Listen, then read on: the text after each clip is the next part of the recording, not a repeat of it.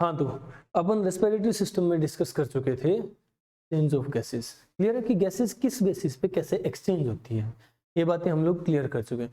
अब हम बात करते हैं कि एक्सचेंज जो होती है गैसेस, इन गैसेस को ट्रांसपोर्ट ब्लड करता है, ब्लड, बट ये ब्लड कैसे ट्रांसपोर्ट करता है, किस तरह से गैसेस को कैरी करता है, ये देखना है। यानी गैसेस किस किस फॉर्म में कैरी होती है या ट्रांसपोर्ट की जाती है। क्लियर है? तो हम बात करें ट्रांसपोर्टेशन ऑफ गैसेस की। ट्रांसपोर्टेशन ऑफ गैसेस, क्लियर है? तो देखो यहाँ अपने पास दो मेन गैसेस है, कार्बन डाइऑक्साइड और ऑक्सीजन। अब इन्हीं दोनों का ट्रांसपोर्टेशन देखना है, तो अपन स्टार्ट कर लेते हैं एक को लेकर के। हम सबसे पहले बात कर रहे हैं transportation of carbon dioxide, CO2। Clear है? अब CO2 कहाँ से कहाँ ट्रांसफर होती है, अगर पूछा जाए कि CO2 का ट्रांसपोर्टेशन कैसे होता है, कहाँ से कहाँ ट्रांसफर होती है, तो देखो CO2 सबसे पहले सेल यानी टिश्यू में प्रोड्यूस की जाती है और फिर टिश्यू से ब्लड के थ्रू कहाँ पहुंचाई जाती है, एल्वियोलाई, और एल्वियोलाई से बाहर निकाल दी जाती है। क्लियर है? समझ रहे हो? ये CO2 का ट्रांसपोर्टेशन है। अब ये ट्रांसपोर्टेशन कैसे होता है ये देखना है हमें। ये तो है ट्रांसपोर्टेशन कहाँ से कहाँ होता है, कैसे होता है ये डिस्कस कर लेते हैं। तो देखो CO2 का ट्रांसपोर्टेशन हम लोग बताते हैं कि CO2 तीन फॉर्म में ट्रांसफर होती है। क्लियर है? थ्री फॉर्म्स, तीन फॉर्म्स में ट्रांसपोर्टेशन होता है। कैसे? तो ये तीन फॉर्म कौन कौन सी है, तो देखो CO2 का ट्रांसपोर्टेशन तीन फॉर्म्स में कैसे होता है। फर्स्ट है CO2 in physical form, in physical solution form. Clear है? फिजिकल सॉल्यूशन की फॉर्म में ट्रांसपोर्ट हो रही है, यानी ये ट्रांसपोर्टेशन हो रहा है थ्रू प्लाज्मा। क्लियर है? Through plasma.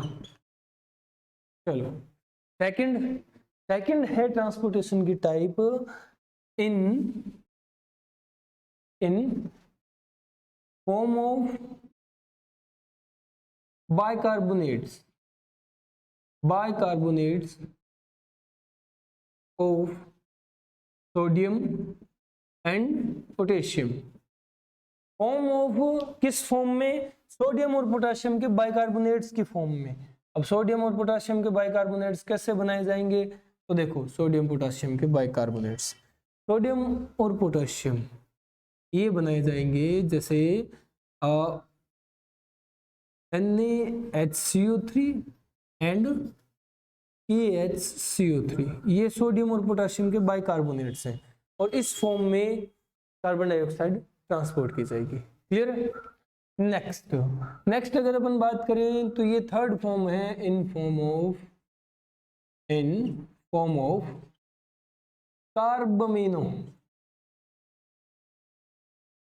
कार्बमिनो हीमोग्लोबिन। अब देखो जैसे ऑक्सीजन के साथ हीमोग्लोबिन जुड़ता है उसे हम ऑक्सी हीमोग्लोबिन बोलते हैं, कार्बन के साथ हीमोग्लोबिन जुड़ता है उसे कार्बमिनो हीमोग्लोबिन बोला जाता है। समझ रहे हो?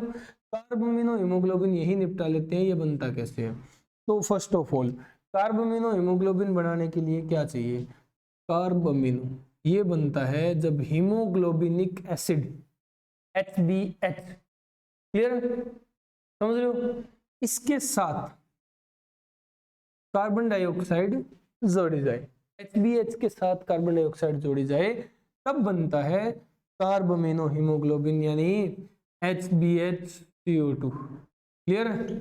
इस फॉर्म में ट्रांसफर होती है। तो देखो प्लाज्मा के थ्रू फिजिकल सॉल्यूशन के फॉर्म में और सोडियम पोटेशियम के बाइकार्बोनेट्स की फॉर्म में, और ये HbHCO2 कार्बमिनो हीमोग्लोबिन के फॉर्म में। तीन फॉर्म्स हैं जिसमें CO2 का ट्रांसपोर्टेशन देखा जाता है मेनली। क्लियर है? समझ रहे हो? अब ये कैसे बनी, कैसे ट्रांसपोर्टेशन होता है, ये हम लोग अभी ऑब्जर्व करेंगे बाय डायग्रामेटिक रिप्रेजेंटेशन देखेंगे। क्लियर है? अब बात कर लेते हैं कि कितने परसेंट जाता है, मतलब तीन फॉर्म्स बताइए तो तीन फॉर्म्स में कितने परसेंट जाएगा। तो देखो फिजिकल सॉल्यूशन की फॉर्म में कार्बन ट्रांसफर होती है 7%, 7% कार्बन डाइऑक्साइड ट्रांसफर की जाती है। क्लियर है? जबकि बाइकार्बोनेट आयंस के फॉर्म में मैक्सिमम ट्रांसपोर्टेशन होता है ये 70% होता है। 70% कार्बन डाइऑक्साइड बाइकार्बोनेट्स के फॉर्म में जाएगी, और जो बच गया रिमेनिंग पार्ट यानी 23%, ये पोर्शन कार्बन डाइऑक्साइड का ट्रांसपोर्ट होगा किस फॉर्म में? कार्बामेनो हीमोग्लोबिन के फॉर्म में। तो ये 3 फॉर्म्स हैं, परसेंटेज हैं तीनों की। क्लियर है? समझ गए? तो ये कार्बन डाइऑक्साइड का ट्रांसपोर्टेशन है। अब हम लोग बात करेंगे कि ये ट्रांसपोर्टेशन होता कैसे है, तो तुम लोग ये निपटाओ फिर अपन बात करते हैं जल्दी।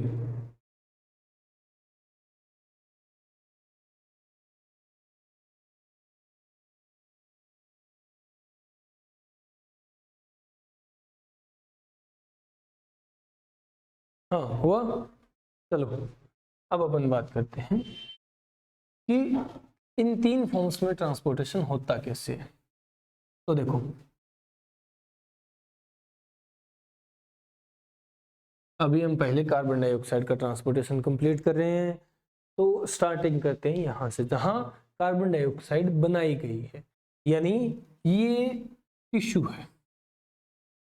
अब सपोज हम लोग एक सेल ले रहे हैं, क्लियर है? सेल में कार्बन डाइऑक्साइड जनरेट हुई है, समझ रहे हो? और इसे कार्बन डाइऑक्साइड देनी है, किसको देगा? ब्लड को। ब्लड में किसको देगा? आरबीसी, क्लियर है? Red blood cells. तो ये आरबीसी है।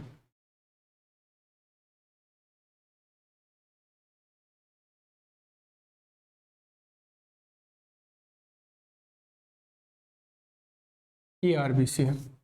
आरबीसी इसी शेप की होती है, बाइकनकेव शेप, क्लियर है? ये क्या है?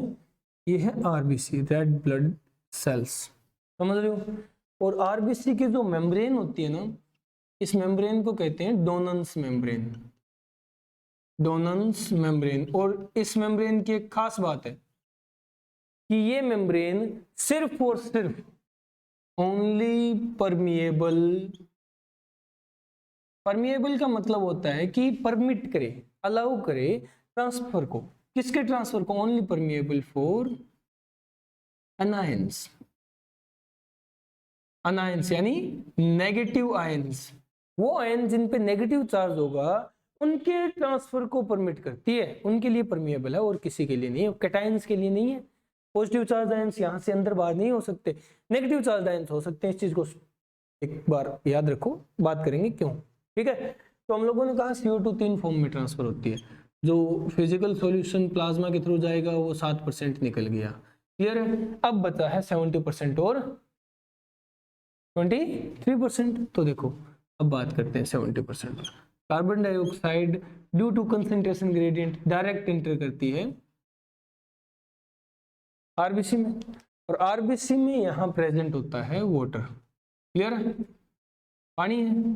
अब वाटर और कार्बन डाइऑक्साइड को मिला करके एक कंपाउंड बनाया जाता है, और ये कौन करता है? ये काम करता है एक एंजाइम जिसका नाम है कार्बोनिक एनहाइड्रेज। Carbonic anhydrase. अब ये चीज ध्यान रखना, ये कार्बोनिक एनहाइड्रेज जो है ये फास्टेस्ट एंजाइम है। फास्टेस्ट एंजाइम है हमारे बायोलॉजिकल वर्ल्ड का, सबसे तेज, क्लियर है? और ये एंजाइम एक्टिवेट होता है, activated in presence of zinc. Zinc की प्रेजेंस में एक्टिवेट होता है, क्लियर है? जिंक जरूरी है इसके एक्टिवेशन के, तो हम लोग कह सकते हैं एंजाइम जिंक कंटेनिंग है, क्लियर है? और कार्बोनिक एनहाइड्रेज इन दोनों को ज्वाइन करके बना देता है यहाँ H2CO3, क्लियर है? H2CO3, समझ रहे हो? तो ये बन गया कंपाउंड H2CO3। अब इस H2CO3 को क्या होगा? यही कार्बोनिक एनहाइड्रेज फर्दर इस H2CO3 को तोड़ेगा, क्लियर? यही कार्बोनिक एनहाइड्रेज इस H2CO3 को तोड़ेगा। कौन तोड़ रहा है? यही वाला कार्बोनिक एनहाइड्रेज एंजाइम। और तोड़ करके क्या बना रहा है? तोड़ करके इसका बना देगा H प्लस बना देगा, और HCO3 माइनस बना देगा। एक आयन, एक एनायन और एक कैटायन, 2 आयन्स बना देगा। क्लियर। H2CO3 था ना, तो H प्लस और HCO3 माइनस में तोड़ दिया, बनाया भी कार्बोनिक एनहाइड्रेज ने, तोड़ा भी कार्बोनिक एनहाइड्रेज ने, ध्यान रखना। अब ये HCO3 minus negative charge ion अनायन है, और अनायन के लिए मेम्ब्रेन परमिएबल है, तो ये जैसे ही बनता है ये भत से बाहर आ जाता है भाग करके, ये आ गया बाहर। तो मैं तो कौन लूंगा, ठीक है, ये आ गया बाहर। अब ये बाहर आ गया ना, बाहर एक जोड़ा था, बाहर प्लाज्मा में एक जोड़ा था, बहुत कॉमन जोड़ा, जिसको लूण नमक बोलते हो, NaCl का। तो ये आकर के इसके गोचे तोड़ता है, समझ रहे हो। तो ये HCO3 आकर के इस NaCl के गोचे तोड़ता है, और गोचे तोड़ने से क्या होता है भाई, देखो बॉन्डिंग किसी की खराब करनी हो तो गोचे तोड़ने पड़ते हैं। इसने गोचे तोड़े और अपनी सेटिंग कर ली। अपनी सेटिंग क्या की कि इसने बना लिया NaHCO3 अपना नेगेटिव चार्ज तो कवर कर लिया सोडियम के पॉजिटिव चार्ज से, बाहर निकाल दिया जैसे दूध से मक्खी को निकालते हैं, प्लस क्लोराइड आयन, ठीक है, नेगेटिव चार्ज आयन को निकाल दिया। अब एक चीज सोचो तुम लोग, सोचना थोड़ा सा कि भाई यहां से नेगेटिव चार्ज बाहर गया है, ठीक है, तो अंदर तो नेगेटिव चार्ज की कमी आ गई, बाहर नेगेटिव चार्ज बढ़ गया, बैलेंस तो करना पड़ेगा, क्योंकि बराबरी पे दुनिया चलती है, तुम दोगे तो तुम ले पाओगे इज्जत, वही बात है। तो नेगेटिव चार्ज दिया तो नेगेटिव चार्ज लेना पड़ेगा।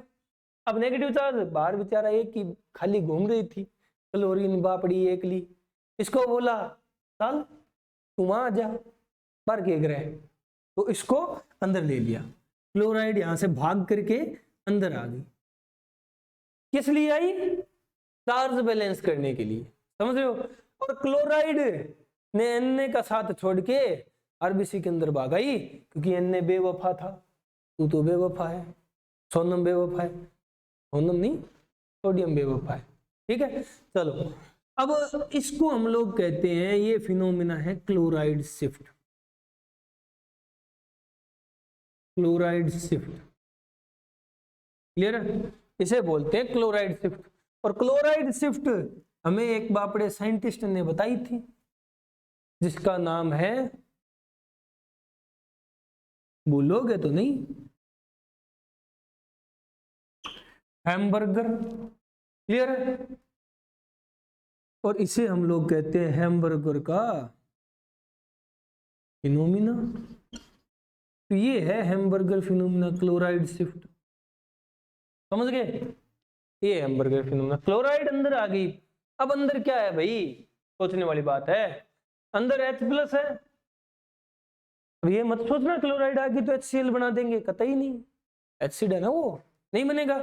तो क्या होगा, जब तक ये क्लोराइड अंदर आएगा ना, ये H प्लस अपना जुगाड़ कर चुका होगा, और मैंने कौन जरूरत तेरी, पूरे है, मैं तो सेटिंग कर ली, तो ये अपना जुगाड़ कर चुका होगा। क्या जुगाड़ किया भाई इसने, अबे आरबीसी है, सेल के पास आई है तो सिर्फ लेने थोड़ी ना आई है, देगी भी तो।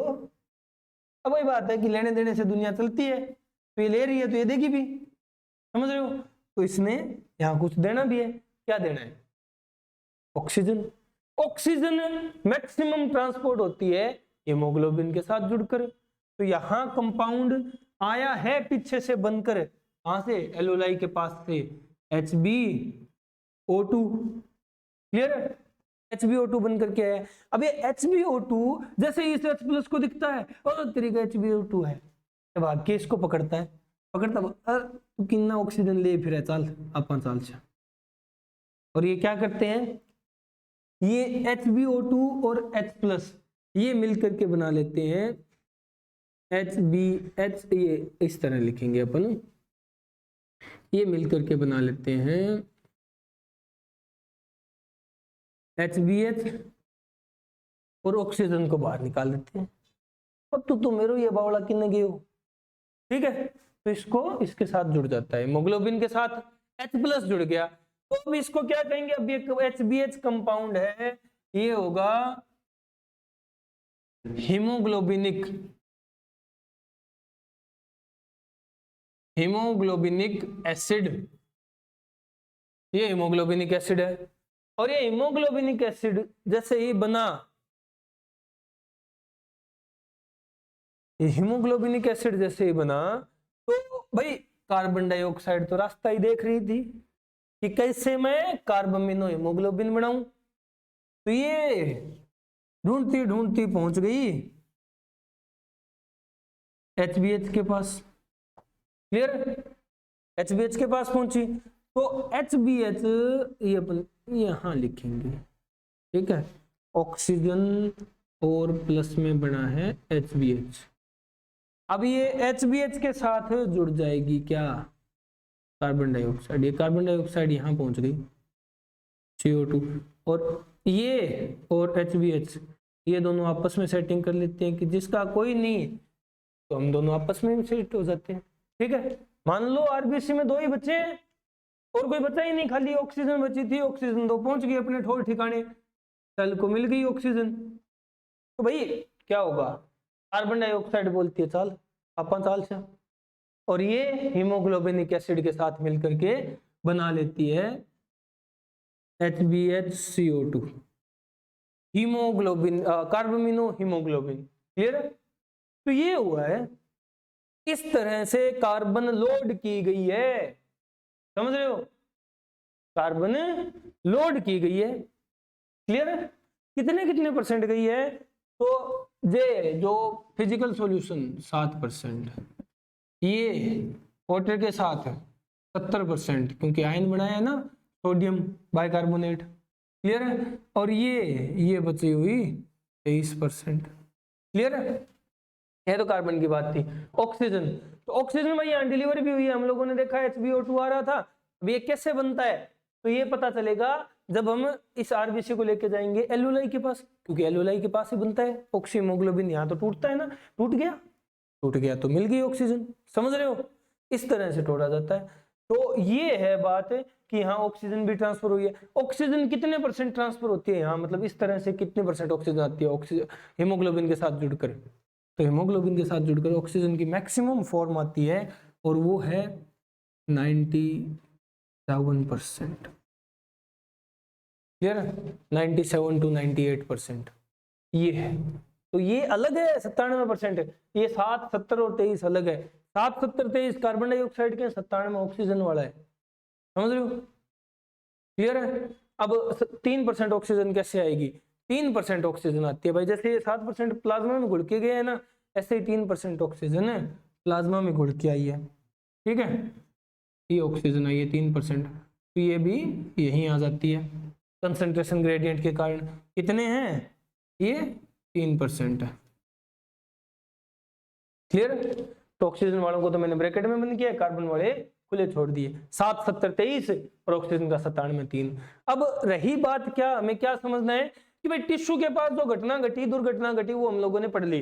अब जब ये पहुंचती है एल्वेओलाई के पास, कौन, RBC, तब क्या होता है वो पढ़ना है। तब कार्बन डाइऑक्साइड दी जाएगी, ऑक्सीजन ली जाएगी, कैसे ये बात कर लेते हैं, निपटाओ।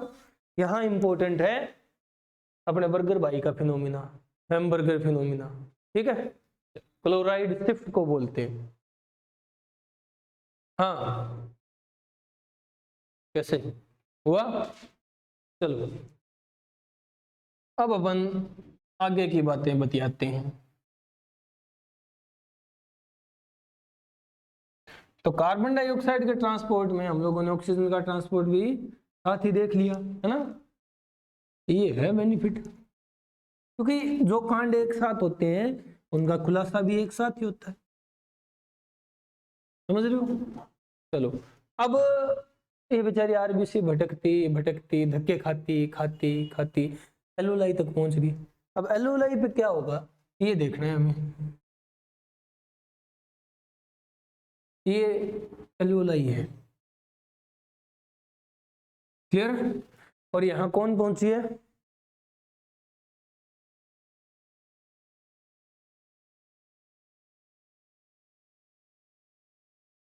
RBC। क्लियर है? ये RBC है,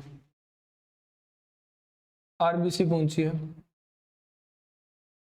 तो अब RBC क्या लाई थी, RBC लाई थी कार्बन डाइऑक्साइड, और क्या लेकर के जाएगी, तो यहां पे है ऑक्सीजन, ऑक्सीजन तो लेकर के जाएगी और इसे कार्बन डाइऑक्साइड देख करके जाएगी। अब समझो जो 7% कार्बन डाइऑक्साइड आई थी वो तो डायरेक्ट आ जाती है, प्लाज्मा में थी ना, तो ऐसी सिचुएशन बनती है कि यहाँ कार्बन डाइऑक्साइड कम, इनके पास कार्बन डाइऑक्साइड ज्यादा, तो हाई कंसंट्रेशन से लो कंसंट्रेशन की तरफ भाग के आ गई। ठीक है, चलो अब बची जो 70 और 23% आई है। तो भाई देखो एक चीज है, हम लोगों ने कहा था कि जो 70% मैक्सिमम अमाउंट है वो आई है यहाँ बाहर अपने कोने में NaHCO3 बनकर के, इनकी अलग ही सेटिंग चल रही थी, तो इस तरह से आई है। अब NaHCO3 यहाँ कंडीशन ऐसी होती है कि ये स्टेबल नहीं रह पाता मॉलिक्यूल और ये टूटता है, ये टूटता है। अब भाई एक है कि देखो जो लीगल है उसको छोड़ के इलीगल पे जाओगे तो कुछ दिन ही टिक पाओगे, समझ रहे हो। तो यहाँ इन्हें भी कुछ दिन ही टिक पाया, बाद में कंडीशन ऐसी हो गई कि अन्य को भागना पड़ा और यहाँ बेचारा कार्बोनेट आयन अकेला रह गया, या बेचारी कार्बोनेट आयन अकेली रहेगी। चलो अब अपनी कार्बोनेट आयन एक खासियत रखा है, डोनल्स मेम्ब्रेन इसको कहती है कि चल आजा कोई बात, वो शाम को गई थी सुबह आ गई कोई बात नहीं, एक रात की तो बात है। चलो तो ये अंदर आ जाता है। अब ये जैसे ही अंदर आता है HCO3 माइनस, जो बापड़ी क्लोराइड मां आई, जो अंदर आई थी क्लोराइड, उसके लिए मुश्किल हो जाती है कंडीशन, क्या कि भाई बाहर नेगेटिव आयन रहा ही नहीं, अंदर दो दो हैं, तो क्लोराइड को बेचारी को मजबूरी में बाहर जाना पड़ता है, क्योंकि ये तो वही बात है, अपने तो अपने होते हैं, ये तो आरबीसी का अपना था, तो आरबीसी के अंदर आ गया, अब क्लोराइड को तो बाहर जाना पड़ेगा, तो क्लोराइड यहाँ से कल्टी मारती है और बाहर आ जाती है। क्लियर है, समझ रहे हो। अब क्लोराइड देखती है कि बापड़ो अकेले बैठे हुए और मैं भी अकेली हूँ, तो चलो कोई नहीं माफ कर दियो, और ये अपनी वापस सेटिंग बिठाते हैं और लूण बन जाता है। ठीक है, NaCl। चलो अब ये तो ही भाई लेने आने जाने की बात है, ठीक है, अदला बदली होगी, अन्य के मजे हो रखे, कभी कार्बोनेट और कभी Cl, समझ रहे हो।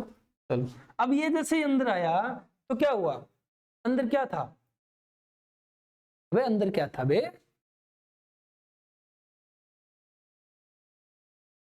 अबे गधो, अंदर था कार्बोनिक एनहाइड्रेज। ठीक है, समझ रहे हो, और उसके बाद में करेंगे।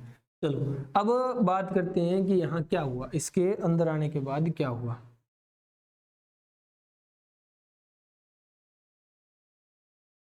इसके अंदर आने के बाद क्या हुआ, तो ये जैसे ही अंदर आता है, यहाँ एक फॉर्म में CO2 आ रही थी, इस फॉर्म में अपन यहाँ नीचे लिखते हैं, किस फॉर्म में आ रही थी, HBH CO2 की फॉर्म में आ रही थी। ठीक है, समझ रहे हो। अब यहाँ क्या होता है कि ऑक्सीजन जैसे ही इंटर करती है, ये ढूंढती है कि भाई मेरे लो हीमोग्लोबिन घटाए, समझ रहे हो, तो ये हीमोग्लोबिन पे अटैक करती है। अब बहुत सारे फैक्टर हैं जो कि काम करेंगे हीमोग्लोबिन के इस कंडीशन पे, क्या काम करेंगे, क्या काम करेंगे कि भाई हीमोग्लोबिन को ऑक्सीजन से जुड़ना पड़ेगा, समझ रहे हो, तो हीमोग्लोबिन के साथ ऑक्सीजन जुड़ता है। क्लियर है। अब हीमोग्लोबिन के साथ ऑक्सीजन जुड़ रहा है, अपन यहाँ नहीं लिखेंगे, इसको थोड़ा सा ऊपर करके लिखेंगे इस तरह से, ऑक्सीजन आई, ऑक्सीजन के साथ हीमोग्लोबिन को जुड़ना पड़ा। ठीक है, क्योंकि कंडीशंस ऐसी है, समाज अलाउ नहीं करता। चलो अब हीमोग्लोबिन के साथ ऑक्सीजन जुड़ेगी तो ये क्या बन जाएगा, HbO2, और बचेगा क्या, और बचेगा CO2, और क्या बचेगा, और बचेगा H+ आयन, क्योंकि हीमोग्लोबिन एक एसिड वाली कंडीशन थी ना, तो ये CO2 तो आ जाती है भाग की साइड। ठीक है, और H+ को ये कार्बोनेट, ये दोनों भाई पहले बिछड़े थे, अब कार्बोनिक एनहाइड्रेज बोलता है मैंने ये अलग किए, मैं जोड़ देता हूँ, ये जोड़ता है इनको। ठीक है, ये जुड़ के बनता है H2CO3। H2CO3 पर कार्बोनिक एनहाइड्रेज को सुहाता नहीं, तो कार्बोनिक एनहाइड्रेज इनको फिर तोड़ता है, किस फॉर्म में तोड़ेगा, H2O + CO2। ठीक है। तो अब ये CO2 वापिस से कंसंट्रेशन ग्रेडियंट के अकॉर्डिंग यहां आ जाती है, ठीक है। तो ये तो आई थी ऊपर वाली 7%, ठीक है। ये आई थी, अरे ये इस साल्ट वाली आई है ना, बाइकार्बोनेट आयन वाली, तो 70% मैक्सिमम। और ये बेचारी भूली बिसरी 23% भटकते भटकते पहुंच गई, ठीक है। चलो अब यहाँ ऑक्सीजन गई है अंदर, तो ऑक्सीजन कितने % गई है, हीमोग्लोबिन के साथ जुड़ना है भाई, ऐसी छोटी बात थोड़ी ना है। तो जोर आएगा तो गई है ये तकरीबन 97%, ठीक है। और 3% ऑक्सीजन प्लाज्मा के थ्रू जाती है, क्लियर है। ये है ट्रांसपोर्टेशन की परसेंटेज, समझ रहे हो। अब यहां क्या हुआ है कि भाई क्लोराइड तो बाहर चला गया, ठीक है, कार्बोनेट अंदर आया, अंदर आते इसको H+ मिला, वापस H2CO3, फिर H2O CO2 ये बना और CO2 निकाल दी। ये तो इसका फंड था। ये हीमोग्लोबिन वाला कैसे टूटा, तो भाई ऑक्सीजन आकर के जुड़ गई कंसंट्रेशन ग्रेडियंट के कारण, और फैक्टर काम कर रहे थे, ऑक्सीजन जुड़ी, HbO2 बन गया, haemoglobin oxygen compound oxy haemoglobin, और कार्बन डाइऑक्साइड और H+ निकाल दिए बाहर, H+ अपने ठिकाने पहुंच गया, कार्बन डाइऑक्साइड अपने ठिकाने पहुंच गई। ये हुआ एल्वेओलाई के पास RBC के साथ, समझ रहे हो। तो यहां ये इन 3 तरीकों से कार्बन डाइऑक्साइड यहां आ रही है, कार्बन डाइऑक्साइड की डिलीवरी हो रही है, समझ रहे हो। तो इसे हम लोग कहते हैं, हम लोग क्या इसे बुक कहती है, ये है हेल्डेन इफेक्ट। ये तो हेल्डेन इफेक्ट है, क्लियर है। कार्बन की अनलोडिंग, समझ रहे हो, कार्बन डाइऑक्साइड अनलोड हो रही है, ये हेल्डेन इफेक्ट है, ये हेल्डेन ने बताया था हमें, ठीक है। और भाई क्लोराइड बाहर चली गई, पहले क्लोराइड शिफ्ट हुई थी, अब क्लोराइड उल्टी जा रही है, अब आप उठी जाओगी तो आप इनके कैसा reverse chloride shift, reverse chloride shift, clear है। तो ये रिवर्स क्लोराइड शिफ्ट होगी, ये हुआ है एल्वेओलाई के पास, समझ रहे हो। चलो ये जो घटनाएं दुर्घटनाओं का एक संस्मरण था, ये संपूर्ण होता है, यानी ट्रांसपोर्टेशन। कार्बन डाइऑक्साइड का देखा, उसी के साथ अपन ने ऑक्सीजन के बारे में बतिया लिए। चलो अब ऑक्सीजन का थोड़ा अलग से भी लिख लेते हैं, वैसे इतनी बुरी भी नहीं है कि इसको छोड़ें। चलो हो गया ये, अब बात करते हैं ऑक्सीजन की। बस ये लिखना ही है कि 97% तो हीमोग्लोबिन के साथ गई है और 3% प्लाज्मा में।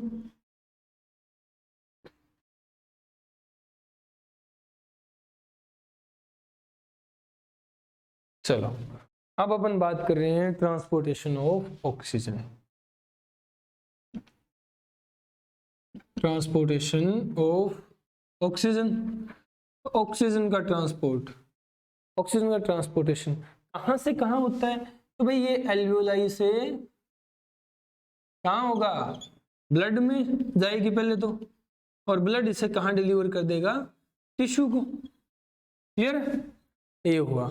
अब ये कितनी फॉर्म में होता है, तो ये होता है इन 2 फॉर्म्स, 2 फॉर्म में, 2 फॉर्म में से एक कौन सी है और दूसरी कौन सी है। तो भाई एक तो है in form of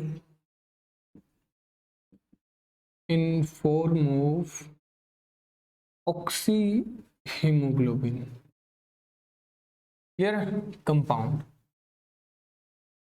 oxyhaemoglobin compound की फॉर्म में, क्लियर है। और सेकंड टाइप है, सेकंड फॉर्म है इन फॉर्म ऑफ, या फिर इन डिसॉल्व्ड फॉर्म, डिसॉल्व्ड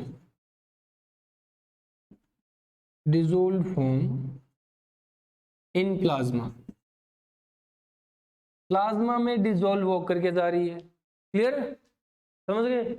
तो इन ऑक्सी हीमोग्लोबिन कंपाउंड और इन डिसॉल्व फॉर्म इन प्लाज्मा, ये 2 तरह से जा रही है। अब देखो तुम लोग कि ऑक्सी हीमोग्लोबिन कंपाउंड और डिसॉल्व फॉर्म में जाएगी, डिसॉल्व फॉर्म में कितने % जा रही है, तो हम लोग पहले ही कह चुके हैं, ये तो भाई 2 से 3% है, लिख लो 2 से 3%, ठीक है। जबकि ऑक्सीमोग्लोबिन कंपाउंड ये कितनी जाएगी 97 to 98%। ठीक है, समझ रहे हो? तो कैसे बनता है ऑक्सीमोग्लोबिन, सोचने वाली बात है ना। ऑक्सीमोग्लोबिन कैसे बनता है? तो ऑक्सीमोग्लोबिन बनता है जब हीमोग्लोबिन के साथ ऑक्सीजन जोड़ी जाती है। क्लियर है? तब बनता है ऑक्सी हीमोग्लोबिन, इसे कहते हैं HbO2। क्लियर है? HbO2 oxy haemoglobin. अब ये ऑक्सी हीमोग्लोबिन बना, इस प्रोसेस को हम लोग क्या कहेंगे? किसी के साथ भी ऑक्सीजन जोड़ी जाए उसे क्या कहते हैं? उस कंपाउंड का, उस सबस्ट्रेट का क्या किया जा रहा है? ऑक्सीडेशन। यहां भी तो ऑक्सीजन जोड़ी जा रही है, तो क्या ये भी ऑक्सीडेशन है? अबे सोचो, कचरो, सोचो, क्या ये भी ऑक्सीडेशन है? लग रहा है बट है नहीं। इसको अलग टर्म दी जाती है, इसे कहा जाता है हीमोग्लोबिन की हो रही है ऑक्सीजिनेशन। ऑक्सीजिनेशन। भाई ऑक्सीडेशन क्यों नहीं कहा? सोचने वाली बात है ना। ऑक्सीजिनेशन क्यों कहा है, ऑक्सीडेशन क्यों नहीं कहा? तो देखो यहाँ एक और पॉइंट आता है, फिर ऑक्सीडेशन क्यों नहीं कहा ये बात करते हैं। तो ऑक्सीडेशन इसलिए नहीं कहा कि ऑक्सीडेशन हम लोग तब कहेंगे जब हीमोग्लोबिन के साथ O3 नॉट O2, ऑक्सीजन नहीं, ओजोन जोड़ी जाएगी। समझ रहे हो? ये क्या है? ओजोन। ओजोन जोड़ी जाएगी हीमोग्लोबिन के साथ, और इस प्रोसेस को कहते हैं हम लोग ऑक्सीडेशन। इसे कहते हैं ऑक्सीडेशन। और इसका एंड प्रोडक्ट बनता है ना, वो है मेथहेमोग्लोबिन। मेथहेमोग्लोबिन। क्लियर है? समझ रहे हो? मेथहेमोग्लोबिन बोलो या मेथहेमोग्लोबिन बोलो, एक ही बात है। ये है इसका एंड प्रोडक्ट। क्लियर है? समझ गए? तो ये ऑक्सीडेशन है, ये ऑक्सीजनेशन है, दोनों चीजें याद रखनी है। हम बात कर रहे हैं ऑक्सीजनेशन की, नॉट ऑक्सीडेशन। क्लियर है? ये है, तो ये ऑक्सीजन के ट्रांसपोर्टेशन की फॉर्म है। अब कैसे हुई ये तो हम लोगों ने डायग्राम में देख ही लिया था। समझ रहे हो? चलो, ये हुई ट्रांसपोर्टेशन की बात। अब हम लोग कह रहे हैं कि भाई ट्रांसपोर्ट हुई है, यानी इधर से उधर ले जाई गई है। कार्बन डाइऑक्साइड किस तरह से ट्रांसपोर्ट हुई है तो हम लोगों ने डायग्राम से देख लिया, साथ ही थोड़ी बहुत बात ऑक्सीजन की कर ली। बट ऑक्सीजन में कुछ और भी पॉइंट्स रिमेनिंग है इसी कंसर्न के साथ। तो देखो अब हम बात करेंगे कि ऑक्सीजन जो ट्रांसपोर्ट हुई है वो कितनी हुई है, डिलीवर कितनी हुई, क्योंकि ऑक्सीजन इंपॉर्टेंट है। तो देखो क्वेश्चन बनते हैं, यहां से हम बात कर रहे हैं कि कितनी ऑक्सीजन ट्रांसपोर्ट हुई है। तो फॉर सपोज अगर हम लोग देखें कि कितनी ऑक्सीजन ट्रांसपोर्ट हुई है, तो हम एक स्टैंडर्ड वैल्यू लेकर के चलते हैं। स्टैंडर्ड वैल्यू क्या है कि अगर हम बात करें, अगर हम लोग बात करें कि एक स्टैंडर्ड अमाउंट ऑफ हीमोग्लोबिन या स्टैंडर्ड अमाउंट ऑफ ब्लड कितनी ऑक्सीजन कैरी कर सकता है, तो ये अपन डिस्कस करते हैं।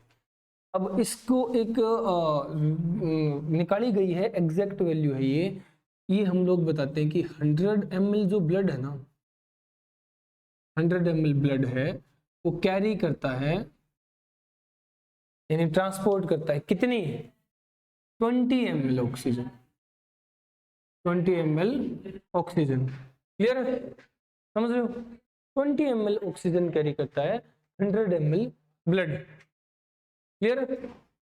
अब देखो ये कैसे निकला, तो भाई 100 ml ब्लड में कैरी करने वाला सब्सटेंस क्या है, हीमोग्लोबिन। तो अगर हम बात करें, निकाले कि 100 ml ब्लड में हीमोग्लोबिन कितना होता है, 100 ml ब्लड है वो कितना हीमोग्लोबिन है, 100 ml ब्लड में, 100 ml ब्लड में है 15 ग्राम हीमोग्लोबिन। 15 ग्राम हीमोग्लोबिन है इन 100 ml ब्लड। अगर 15 ग्राम हीमोग्लोबिन 20 ml ऑक्सीजन लेकर के जा रहा है, तो यहां से निकाल सकते हैं ना 1 ग्राम हीमोग्लोबिन कितनी ऑक्सीजन लेकर के जाएगा, निकालो। 1 ग्राम हीमोग्लोबिन कैरी कितनी ऑक्सीजन ले जाएगा? 1.34 ml ऑक्सीजन। समझ रहे हो? ये इस तरह से स्टैंडर्ड वैल्यू निकाली जाती है कि भाई हमारा हीमोग्लोबिन कितनी ऑक्सीजन कैरी कर सकता है, या फिर बात करें हमारा ब्लड कितनी ऑक्सीजन कैरी कर सकता है। तो ये स्टैंडर्डाइज वैल्यू है, इनको याद रखना है, ठीक है। 100 ml blood 20 ml oxygen carry करता है। कैसे निकला कि एक 100 ml ब्लड में 15 ग्राम हीमोग्लोबिन होता है और 1 ग्राम हीमोग्लोबिन 1.34 ml ऑक्सीजन ले जाता है, तो अपने आप निकल गया ना, ठीक है। ये तो थी कैरी करने की बात, ये तो थी कैरी करने की बात। अब हम बात करेंगे डिलीवर कितनी होती है, समझ रहे हो, देता कितना है, ठीक है। तो डिलीवरी की बात करेंगे। अगर इस रेशियो में कैरी कर रहा है तो ये 100 ml ब्लड 20 ml ऑक्सीजन लेकर के जा रहा है, तो 20 ml में से कितनी ऑक्सीजन टिश्यू को देता है, यही बात कर रहे हैं, ठीक है। तो देखो 100 ml ब्लड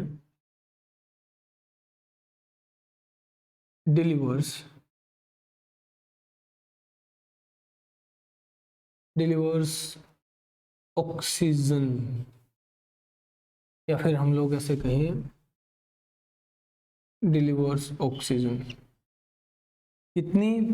तो देखो ये देगा दो कंडीशंस में, ठीक है। ये डिपेंड्स ऑन बॉडी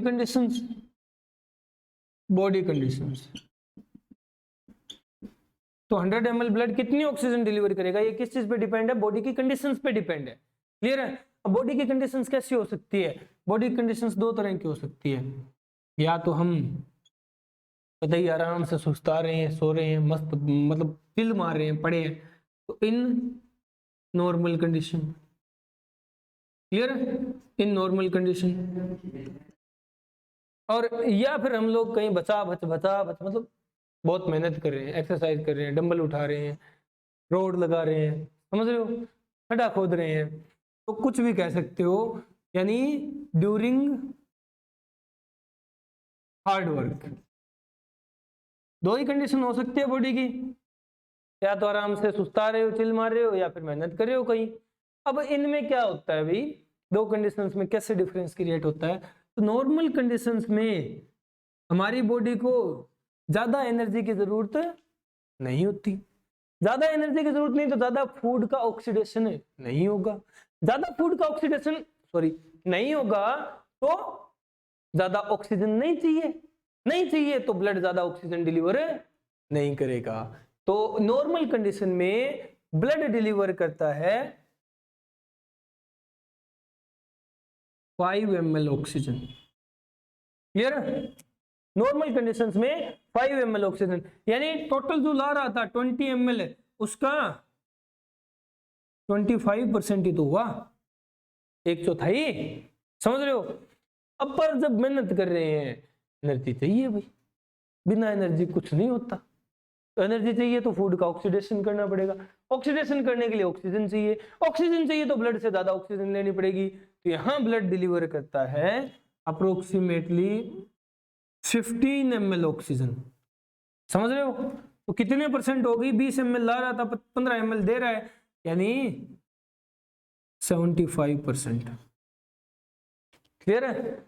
कहां 25 दे रहा था, कहां 75 देने लग गया, परसेंटेज की बात कर रहा हूं, ऑक्सीजन, ठीक है, समझ रहे हो। तो ये है नॉर्मल कंडीशन में कम ऑक्सीजन चाहिए, हार्ड वर्क में ज्यादा ऑक्सीजन चाहिएगी, समझ रहे हो। निपटाओ, ये ऑक्सीजन की डिलीवरी है, क्लियर है। चलो ट्रांसपोर्टेशन, कितना ट्रांसपोर्ट होता है, किस तरह से डिलीवर होता है, ये अपन बात कर चुके हैं, ठीक है। अब अपन बात करते हैं कि ये डिलीवरी है ना, ये डिलीवरी में ऐसा चेंज क्यों आया, हार्ड वर्क और नॉर्मल कंडीशन में इतना क्या डिफरेंस होता है, कि भाई यहां तो 25% 5 ml आ रही है और वहां 15% आ रही है, ऐसी क्या कंडीशंस क्रिएट हो जाती है, वही देख रहे हैं हमें। तो देखो अब अपन बात करेंगे कि ऑक्सीजन की डिलीवरी में ये चेंजेस कैसे हैं, ठीक है, कि 5 और 15 क्यों हो रहा है। तो देखो ये डिपेंड करता है कि ब्लड कितनी ऑक्सीजन दे रहा है, 5 ml दे रहा है या 15 ml दे रहा है। अब ब्लड ऑक्सीजन लेकर के किस फॉर्म में आया है, ऑक्सीहीमोग्लोबिन इस फॉर्म में लेकर के आया है, यानी HbO2 की फॉर्म में लेकर के आया है मैक्सिमम ऑक्सीजन। ठीक है, अब इस फॉर्म में लेकर के आया है तो ये देगा कब, जब ये ऑक्सीजन हीमोग्लोबिन का साथ छोड़ेगा। ठीक है, तभी तो ऑक्सीजन सेल्स को मिलेगी। तो ऑक्सीहीमोग्लोबिन का जो डिसोसिएशन होगा वो मेजर फैक्टर है कि कितनी ऑक्सीजन डिलीवर हो रही है। ठीक है, समझ रहे हो ना। ऑक्सीहीमोग्लोबिन का, अबे समझ लो पहले खचरो, ऑक्सीहीमोग्लोबिन कंपाउंड का डिसोसिएशन मेन फैक्टर है कि कितनी ऑक्सीजन डिलीवर होगी। समझ रहे हो, 5 ml जाएगी कि 15 ml जाएगी। क्लियर है। अब ये डिसोसिएशन कैसे होता है ये हमें देखना है। क्लियर है, यानी हार्ड वर्क में ऐसी क्या कंडीशंस क्रिएट हो जाती है कि डिसोसिएशन ज्यादा हो जाता है, नॉर्मल कंडीशंस में कम रहता है, यही देखना है। तो देखो डिसोसिएशन किन फैक्टर्स पे डिपेंड होता है, अपन ये देख लेते हैं। डिसोसिएशन किन फैक्टर्स पे डिपेंड होता है अपन ये देख लेते हैं। समझ रहे हो, तो अपन बात कर रहे हैं डिसोसिएशन के फैक्टर्स। ऑक्सीहीमोग्लोबिन कंपाउंड को डिसोशिएट करने वाले फैक्टर्स डिस्कस करेंगे, यानी इन फैक्टर्स के बारे में बतियाएंगे। चलो ठीक है, अब कौन कौन से फैक्टर ऑक्सीहीमोग्लोबिन को तोड़ सकते हैं। तो ऑक्सीहीमोग्लोबिन के बनते वक्त जो फैक्टर थे, अगर उनका अपोजिट कर दिया जाए तो ऑक्सीहीमोग्लोबिन ज्यादा टूटेगा, मतलब कम बनेगा मतलब ज्यादा टूट रहा है, सिंपल सी बात है। तो क्या क्या फैक्टर था, ऑक्सीहीमोग्लोबिन कहाँ बनता था, एल्यूलाई के पास। तो एल्यूलाई के पास क्या था, मतलब एल्यूलाई के पास कैसी कंडीशन थी, ऑक्सीजन ज्यादा थी, इसलिए ऑक्सीहीमोग्लोबिन ज्यादा बन रहा था। अगर ऑक्सीजन कम हो जाए, समझ रहे हो, तो ऑक्सीहीमोग्लोबिन ज्यादा टूटेगा। तो टिश्यू के पास ऑक्सीजन कम होती है, कार्बन डाइऑक्साइड ज्यादा होती है, तो टिश्यू के पास ऑक्सीहीमोग्लोबिन कंपाउंड टूटता है। यानी पहला फैक्टर है ऑक्सीजन की कंसंट्रेशन, और कंसंट्रेशन अपन ने देखी थी पार्शियल प्रेशर की फॉर्म में। तो डिसोसिएशन का पहला फैक्टर है PO2। डिसोसिएशन होने के लिए PO2 को कम होना होगा, PO2 कम, ऑक्सीजन की कंसंट्रेशन कम, तो ऑक्सीहीमोग्लोबिन कंपाउंड ज्यादा टूटेगा। अब इसी के साथ टिश्यू के पास उस वक्त कार्बन डाइऑक्साइड की कंसंट्रेशन ज्यादा होती है, तो ऑक्सीहीमोग्लोबिन ज्यादा टूटता है, कार्बामिनो हीमोग्लोबिन ज्यादा बनता है। समझ रहे हो, क्योंकि कार्बन डाइऑक्साइड की कंसंट्रेशन ज्यादा है, तो ये भी तो डिसोसिएशन फैक्टर है। समझ रहे हो, तो PCO2 का ज्यादा होना ऑक्सीहीमोग्लोबिन को डिसोसिएट करवाता है। और कंडीशंस क्या थी, याद करो, अभी अभी डायग्राम बनाया था, HbO2 आ रहा था। ठीक है, इसके साथ कहीं से उड़ता हुआ H+ आया और भच से जुड़ गया, इसको बना दिया HBH और O2। ठीक है, समझ रहे हो, तो HbHO2 बना दिया, अभी O2 निकल गया ना, डिसोसिएट हो गया ऑक्सीहीमोग्लोबिन, और इसके साथ कार्बन डाइऑक्साइड जुड़ जाती है, ये बन गया HbHCO2 कार्बामिनो हीमोग्लोबिन। ठीक है, ये था।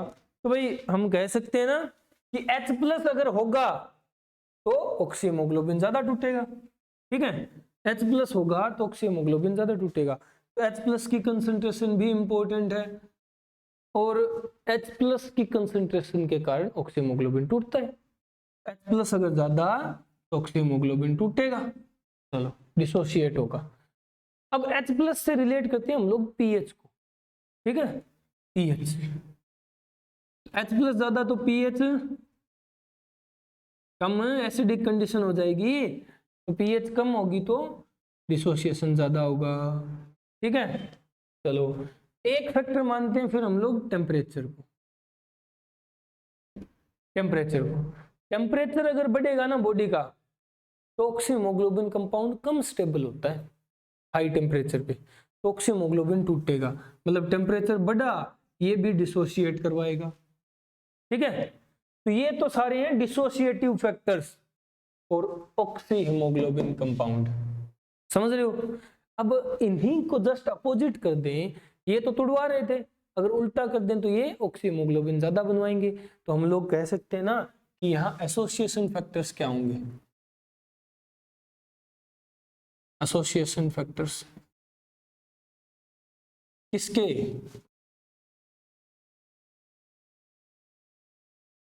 ऑक्सी हीमोग्लोबिन के, ठीक है, HbO2 के। तो एसोसिएशन फैक्टर्स देखो, एसोसिएशन फैक्टर्स कौन कौन से होंगे। अबे इनका जस्ट उल्टा करते जाओ, ज्यादा ऑक्सी हीमोग्लोबिन बनने के लिए ज्यादा ऑक्सीजन का होना जरूरी है, तभी तो हीमोग्लोबिन से जुड़ेगी। तो PO2 का ज्यादा होना जरूरी है, तब तो ऑक्सी हीमोग्लोबिन ज्यादा बनेंगे। अब PO2 की अपोजिट है, दुश्मन है PCO2 यानी CO2 कंसंट्रेशन। CO2 की कंसंट्रेशन कम होगी, ऑक्सीजन को ज्यादा मौका मिलेगा हीमोग्लोबिन से जुड़ने का, तो मेल मिलाप ज्यादा होगा तो ऑक्सी हीमोग्लोबिन ज्यादा बनेगा। तो PCO2 कम होना चाहिए, ठीक है, तभी तो एसोसिएशन होगी। चलो अब अपन बात करें H+ की, तो H+ जितना कम होगा उतना फायदा है ना, ऑक्सी हीमोग्लोबिन बना रहेगा, समझ रहे हो, क्लियर है। तो H+ की कंसंट्रेशन कम होनी चाहिए, तब तो ऑक्सी हीमोग्लोबिन बना रहेगा, एसोसिएशन होगी, ठीक है। चलो अब H+ पे डिपेंड करती है pH, तो pH भाई H+ कम तो pH ज्यादा, बेसिक कंडीशन pH ज्यादा होगी तो ऑक्सी हीमोग्लोबिन ज्यादा बनेगा, समझ रहे हो। चलो टेम्परेचर की बात आई, ज्यादा टेम्परेचर पे टूट रहा था तो कम टेम्परेचर पे ज्यादा बनेगा, ठीक है, तो टेम्परेचर भी कम होना चाहिए तब ज्यादा बनता है ऑक्सी हीमोग्लोबिन।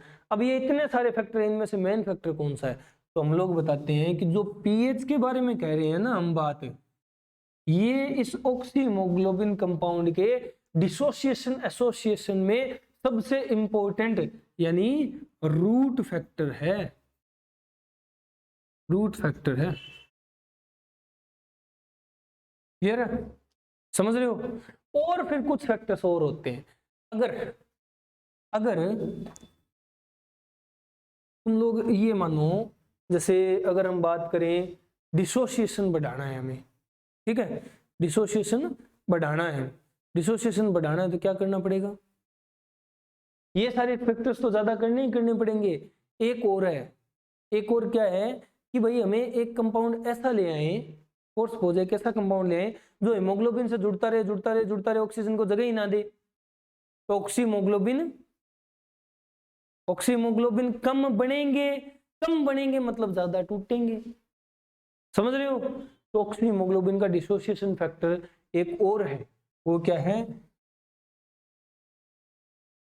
डीपीजी या फिर इसे हम लोग कहते हैं बीपीजी, क्लियर है। ये क्या है, ये है डाइफॉस्फो ग्लिसरल ग्लिसरल्डिहाइड, ग्लिसरल्डिहाइड, क्लियर है, डाइफॉस्फोग्लिसरल्डिहाइड ये है, या बाइफॉस्फोग्लिसरल्डिहाइड बोल दो। अगर ये प्रेजेंट हुआ तो डिसोसिएशन ज्यादा होगी, ठीक है, समझ रहे हो। तो देखो फैक्टर तोड़ने वाले, ऑक्सीजन की कंसंट्रेशन कम तो ऑक्सी हीमोग्लोबिन ज्यादा टूटेगा, कार्बन डाइऑक्साइड की कंसंट्रेशन ज्यादा तो ऑक्सी हीमोग्लोबिन ज्यादा टूटेगा, H+ ज्यादा तो ऑक्सी हीमोग्लोबिन ज्यादा टूटेगा, पीएच कम तो ऑक्सी हीमोग्लोबिन ज्यादा टूटेगा, टेम्परेचर ज्यादा तो ऑक्सी हीमोग्लोबिन ज्यादा टूटेगा, और डीपीजी बीपीजी प्रेजेंट है तो ऑक्सी हीमोग्लोबिन ज्यादा टूटेगा। अब सोचो, एक सोचने वाली बात है, छोड़ो ये चीज हुई, अभी यहाँ ये सारी समझ आ गई हमें, पर हमें क्या करना है, ये देखना है कि भाई वो 15 ml और 5 ml क्यों दे रहा था, वो दे रहा था डिसोसिएशन के बेस पे कि डिसोसिएशन कितनी हो रही है। नॉर्मल कंडीशन में 5 ml दे रहा मतलब डिसोसिएशन कम हो रही है, कम टूट रहा है ऑक्सी हीमोग्लोबिन कंपाउंड, और हार्ड वर्क में डिसोसिएशन ज्यादा हो रही है मतलब ज्यादा टूट रहा है ऑक्सी हीमोग्लोबिन कंपाउंड, मतलब क्या है, oxy haemoglobin compound normal conditions में ये फैक्टर कम होते हैं, हार्ड वर्क करते हैं तो ये सारे फैक्टर बढ़ जाते हैं, कैसे बढ़ेंगे, अब एक एक बात कर लेते हैं। डिसोसिएशन के लिए हमें हार्ड वर्क में ज्यादा देनी है ना ऑक्सीजन, तो डिसोसिएशन ज्यादा करना पड़ेगा। तो क्या करें, ये फैक्टर बढ़ाएं, ये फैक्टर अपने आप बढ़ जाते हैं। कैसे बढ़ जाते हैं, बॉडी है हार्ड वर्क करेगी, ज्यादा एनर्जी चाहिए, फूड का ज्यादा ऑक्सीडेशन, ऑक्सीजन ज्यादा यूज होगी, ऑक्सीजन ज्यादा यूज हुई तो बॉडी में ऑक्सीजन की कमी हो जाएगी। ये कंडीशन सेटिस्फाई हुई, समझ रहे हो। चलो, ज्यादा ऑक्सीडेशन होगी, ज्यादा एनर्जी प्रोड्यूस होगी तो एंड प्रोडक्ट कार्बन डाइऑक्साइड ज्यादा बनेगा, वाटर भी ज्यादा बनता है तभी तो पसीने आते हैं, तो एंड प्रोडक्ट ज्यादा बनेगा कार्बन डाइऑक्साइड। तो ये कंडीशन भी सेटिस्फाई हुई, ठीक है। नॉर्मल में इतना नहीं बनता, हार्ड वर्क के दौरान ज्यादा बनता है, समझ रहे हो। चलो, तभी तो ज्यादा ऑक्सीजन लेने के लिए सांस फूल जाते हैं अपने भागते वक्त, समझ रहे हो ना, क्योंकि ऑक्सीजन की कमी होगी, ज्यादा चाहिए तो सांस बड़े लेंगे हम लोग, जल्दी जल्दी जल्दी जल्दी कुत्ते जैसी हालत, हाँ बड़े लगेंगे, पेंटिंग, समझ रहे हो। ये H+ भाई, अब हम लोग रेस्पिरेटरी सबस्ट्रेट्स को तोड़ रहे हैं तो वहां आयन बनना तो लाजमी है, उनमें से एक आयन H+ भी बनता है। अब H+ बनेगा तो H+ तो क्या करता है तुम्हें पता ही है, ज्यादा तुड़वाता है, तो H+ ज्यादा होगा तो ज्यादा तुड़वाएगा, H+ के कारण pH, टेम्परेचर। अबे उस वक्त मेहनत कर रहे होते हैं और एक चिल मार रहे हैं, बॉडी ज्यादा गर्म किसकी होगी, मेहनत करने वाले की, समझ लो।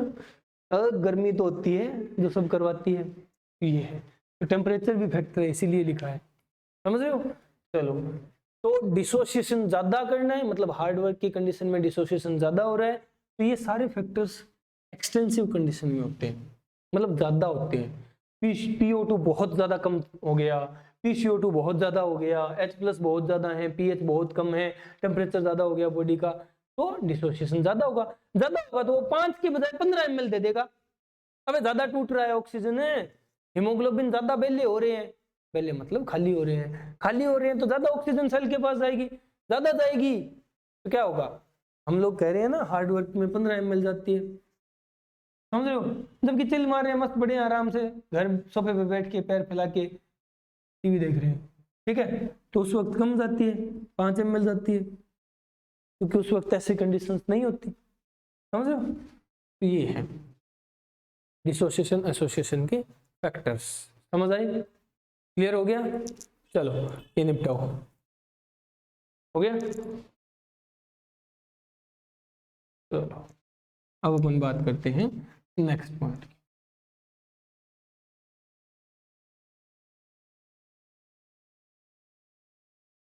नेक्स्ट पॉइंट क्या है, तो देखो तुम लोग, अभी ये ऑक्सीमोग्लोबिन है ना, इसका डिसोसिएशन मेजर फैक्टर है ऑक्सीजन ट्रांसपोर्ट के लिए, ऑक्सीजन डिलीवरी के लिए, है ना।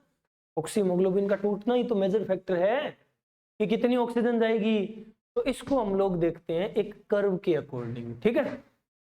इसे हम लोग कहते हैं oxyhaemoglobin, oxyhaemoglobin dissociation curve, oxyhaemoglobin dissociation curve, clear है। तो ये कर्व किस किस के बीच में होगा, ये होगा बिटवीन PO2 ऑक्सीजन की concentration and percentage saturation,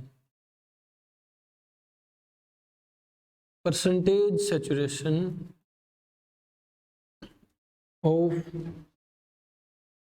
haemoglobin, कि भाई ऑक्सीजन कितनी है और कितने परसेंट हीमोग्लोबिन से जुड़ रही है, यही तो हमें बताएगा कि डिसोसिएशन ज्यादा है या कम है, समझ रहे हो, क्लियर है। तो ये बनती है। अब ये कर्व कैसा आता है, ये कर्व आता है एस शेप्ड, या फिर हम लोग कहें तो सिग्मोइड शेप्ड, एक शेप होती है सिग्मोइड शेप्ड, केमिस्ट्री में कई जगह पढ़ते होगे तुम लोग, है ना। तो ये कर्व कैसे बनाएंगे हम लोग, तो देखो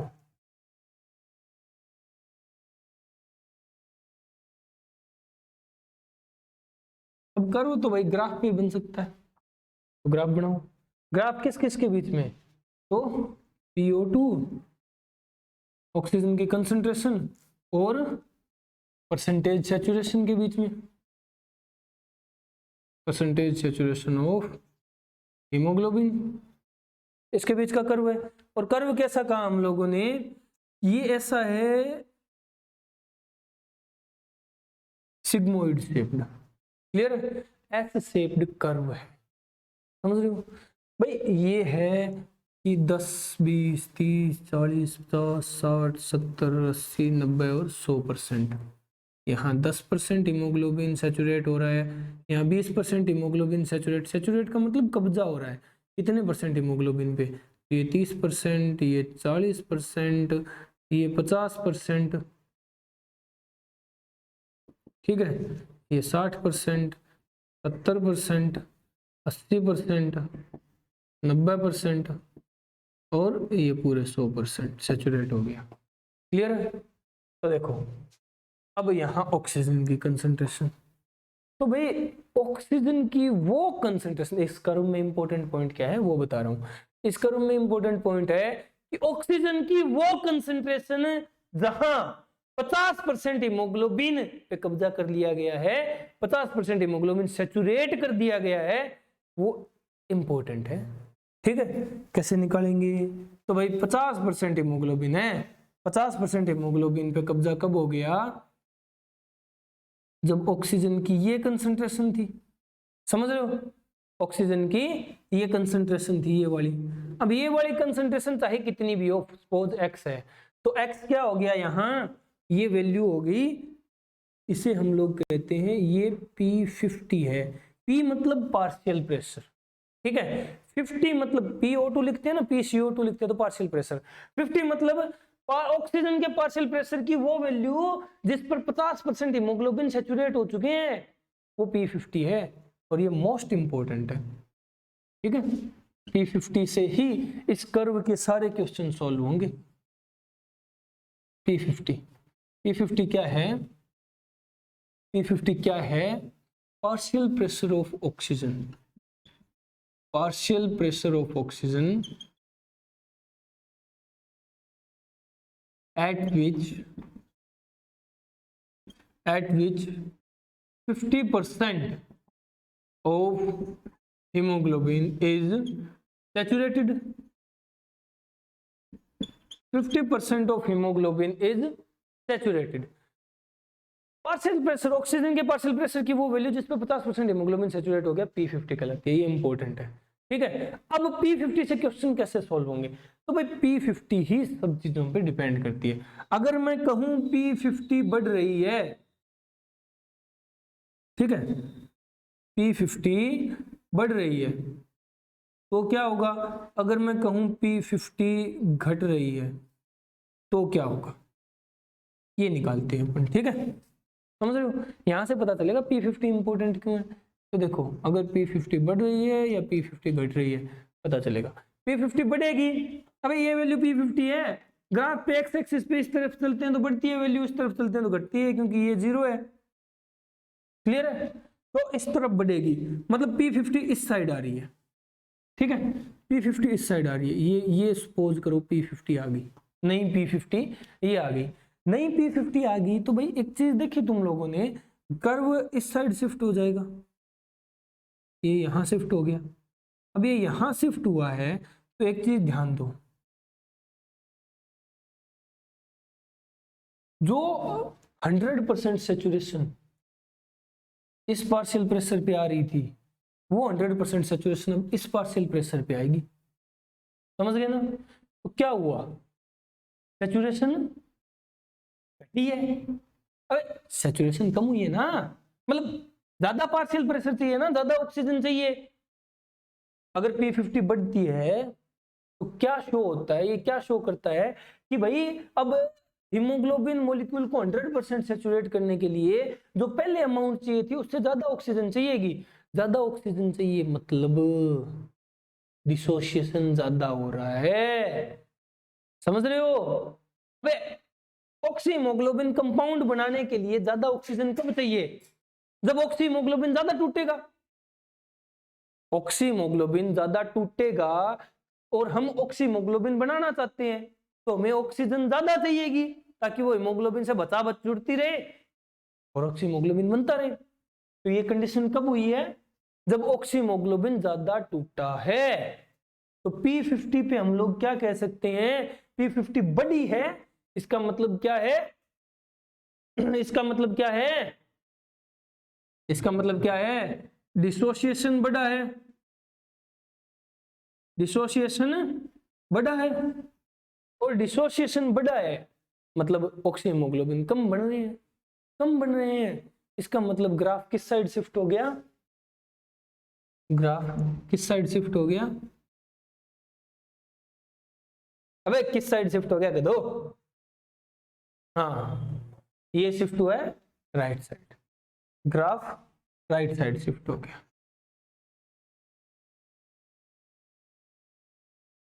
राइट साइड शिफ्ट हो गया। क्लियर है? चलो अब ये तो थी कि P50 बड़ी, अब मैं बढ़ा नहीं रहा,